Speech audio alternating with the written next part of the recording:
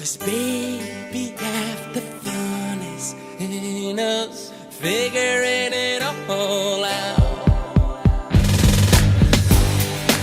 Magazano nshima Imana. Bena nitwa Nitegeka Serafina, Mama Sylvie, Mama Jessica, Oyesa Muduha, Kabeza. Rero ndashima Imana, Imana yankoreye ibintu byinshi kandi byiza biranezeza. Nabonye Imana imara gahinda, mbona Imana impanagura amarira narihebye. Hahandi mvuga ngo aho nzajya ngera hose nzajya mbivuga kuko byaranejeje cyane. Ntabwo ari ubwa mbere nsengera hano, naherukaga kera mukiri Nyabugogo. Baje gushima Imana mu marira nagiraga. Pasiteri hano yageze mu rugo, nari mfite ibibazo bindenze. Pasiteri aza kunsengera, ndashima Imana ko icyo yasengeye cyarangiye cyakemutse neza. Kuva yansengera nahuye n'ikibazo ndarwara mbura uko nza gushima, ariko akanya ndakabonye. Ndashimye Imana yambe ko nyishimye. Intozi zari zaranzengereje ifite umwana, akajya aryama ngasanga yuzuye intozi kandi twaryamye ari muzima. Ukwezi kurashira nibera muri ubwo buzima, asanga umwana intozi zamudekoye nazi ngo zamugiyeho ryari. Bisi sinasinziraga, mbese byari byarandenze. Aho pastor yaziye rero yarasenze, namumenye bitinze byarandenze, ariko araza arirukana abadayimoni baragenda, narabyiboneye n'amaso yanjye ko afite Imana. Nyuma y'izo ntozi hagiye haza inzoka zikajya ziza zisanga umwana.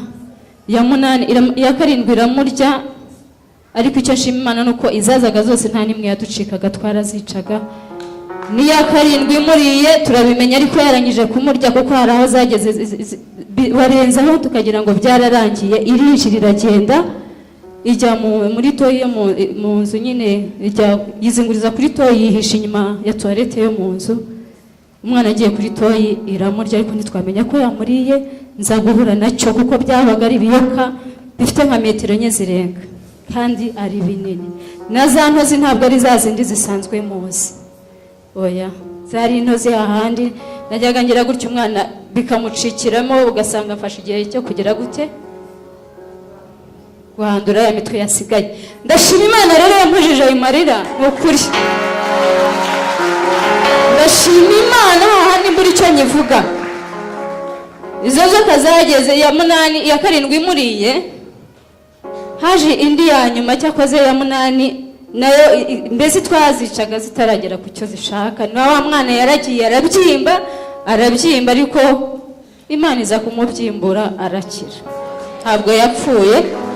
Ibyo nabyo ndabishimira Imana. Nyuma y'izo nzoka umwana twararyamaga, n'umwana wari inzobe iruta inzobe y'umumama. Tukaryama tugasanga umwana bagira ngo bamumenyeho ubuto, bwa bundi bacanira bagiye gushyiramo ifiriti, bakamumena, ugasanga umwana yatonyotse twaryamye ari muzima.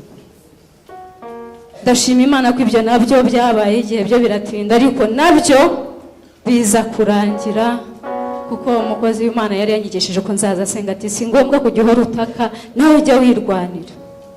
Kandi no kuri mujya mushima umuntu tubwira ngo twisengere, kuko wamugana kugira ngo kurobera ifa yiguheza yakwereka ukuyirobera. Yanyigishije gusenga rero nangishira ubwoba, ajya noneho nagakurwa muhamagara kuko nari nabonye nuko abigenza nanjye fatiraho.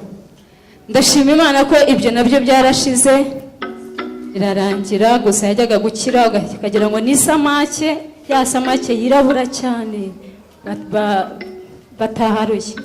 Ndashima Imana ko yongeye agasubirana umubiri we, ubu ni inzobe nziza ikeye. Nkongera ngashima Imana nanduye sida mfite imyaka 14. Nirwara muri jenoside hari Kicukiro, niho bayinyandurije muri Eto. Ndashima Imana ko bambohoje bakansigara abo babohozaga bakarangiza bakabateramo ibisongo. Ndashima Imana narasigaye banteye na sida. Ndashima Imana yampaye umwana muzima ndwaye. imurindiraho ntareba.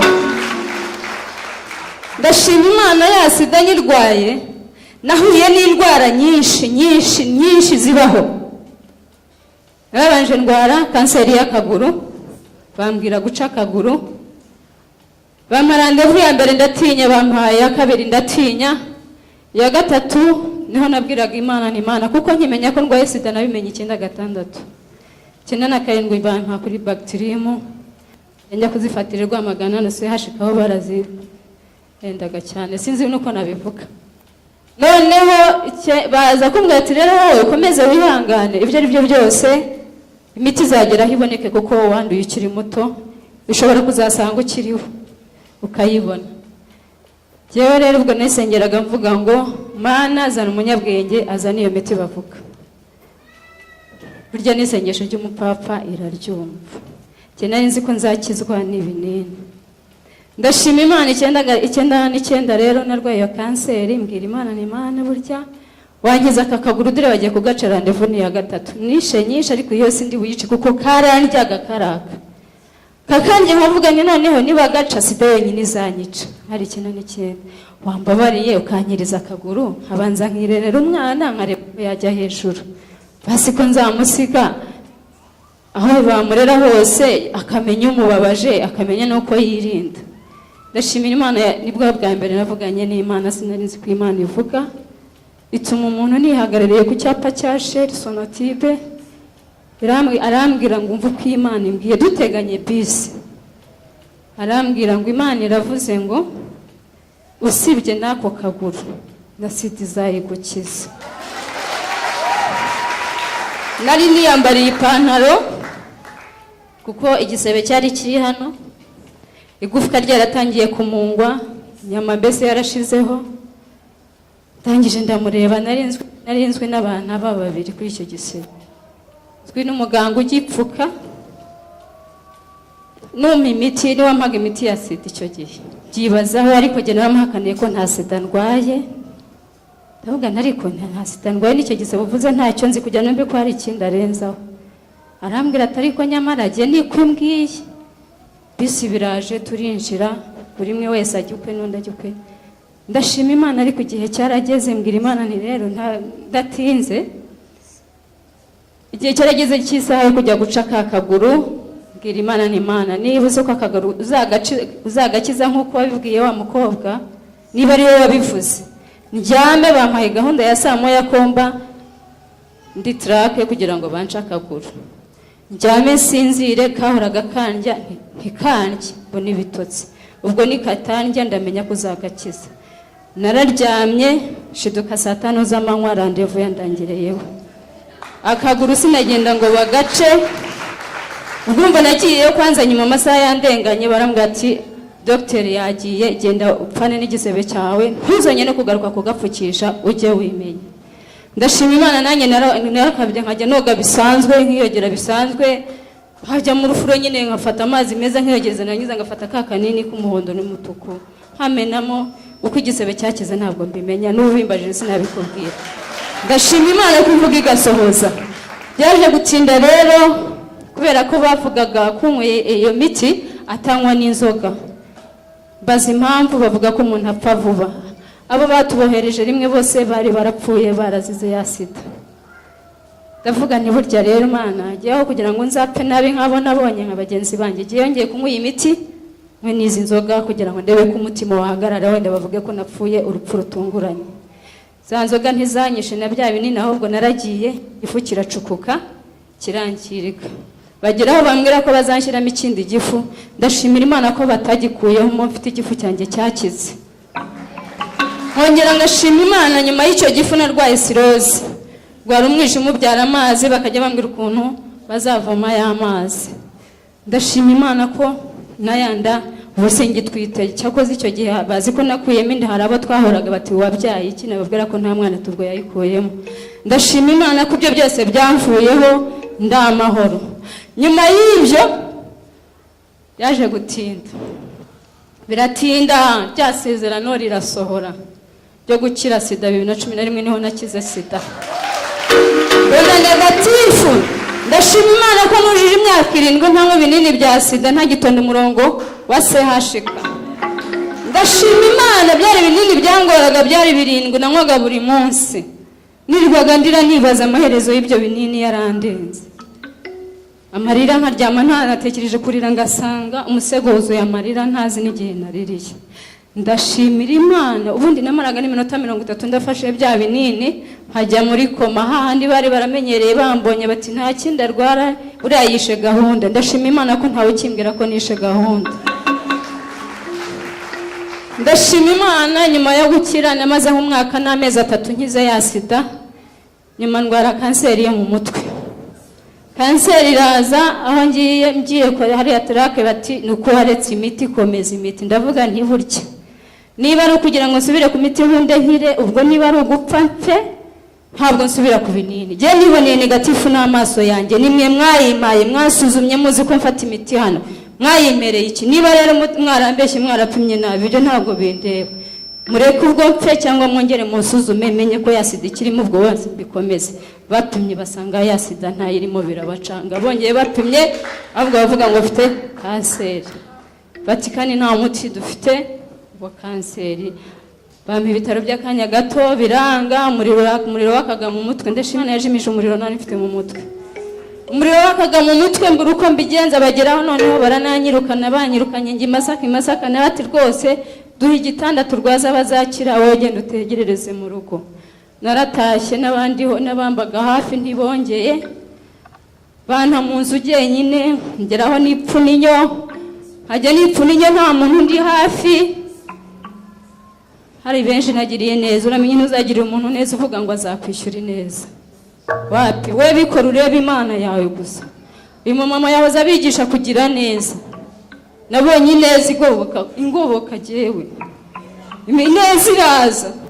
Nafashe abana ndabarera, mvuga ngo ya sida ni nyandarika, abana banjye babana ngiye kurera bazamenya hahandi sida yanyandaritse, cyangwa ninapfe bamururize, kuko nta muryango nari nasigaranye. Abana mbarera mvuga ngo ninapfa bazasigara bamenya wa wundi nasize, bibuke ko mama wabo yabagiriye neza, kuko nzi kugira neza ukayisanga imbere. Abana ndabamenya, bariga. Imfubyi nyine hari nizo nareze kubera ebyiri zivindi imwe, kubera mama wabo yari yanguriye umugati ishonje w'10 wa kera. Babaga mu mfubyi, ndavuga nti reka nze mbarere, burya nanjye bazamenyera Silive. Nari naragira umwana wa kabiri kuko umufite 2. Rero ndabarera, ndabigisha, nareze imfubyi 11, vuga nti wenda bose siko bazamira, reka mbagarire yose kuko sinzirizera. Ndababwira ngo babana nta numwe wanyitayeho, ariko Imana irambwira ngo wirakara, ahubwo kubamenye niko kigutunye ngukiza ya sida. Yanyirire sida kubera za mfubyi nareze, ndayishima. Kanseri rero nayo yaje gukira, yibutse imirimo nakoze, nabanje nyibwira ibyo yakoze. Nkongera ngashima Imana rero, ya kanseri mu mutwe yarakize. Ikize nsanga narabaye impumyi. Ndashima Imana ko mbareba, shima Imana mbareba.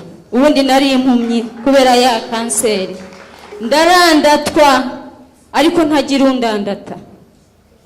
Ngenda nkagonga ibikuta.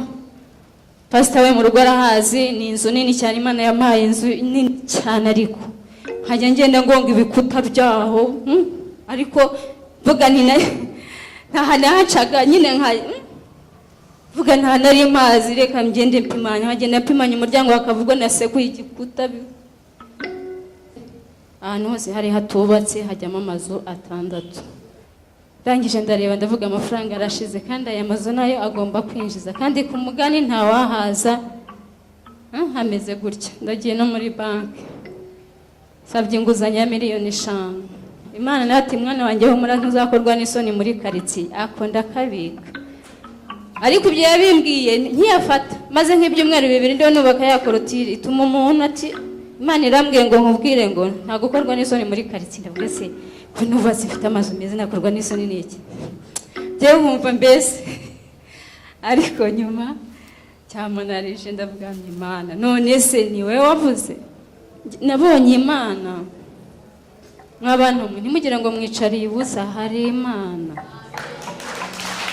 mupfa kuba muyishaka mubishaka kuko jye nagiye nyishaka kuko yari yarambwiye nagiye jyewe ngira ngo nkize sida ubundi iyo ntarwana sida ngira ngo sinari kuyimenya oya jyewe nagiye mbwira ngo nimva aho ndi aho nsengera ngo njye mu barokore nanjye nagiye mvuga nti ninjyayo kwanza nabanje kwanga mvuga nti burya naho ndi wahanyiriza banza kwitinza burya turitinza imyaka nayimaranye imyaka 17 ntabwo yari kugera ndayishima rero yankoreye byinshi ikindi kirenze kuri iki abana bazima nari ndwaye ibyo byose ndayishima reka ndekera no kubatwarira umwanya mu Imana icyubahiro komera Imana amashyi menshi cyane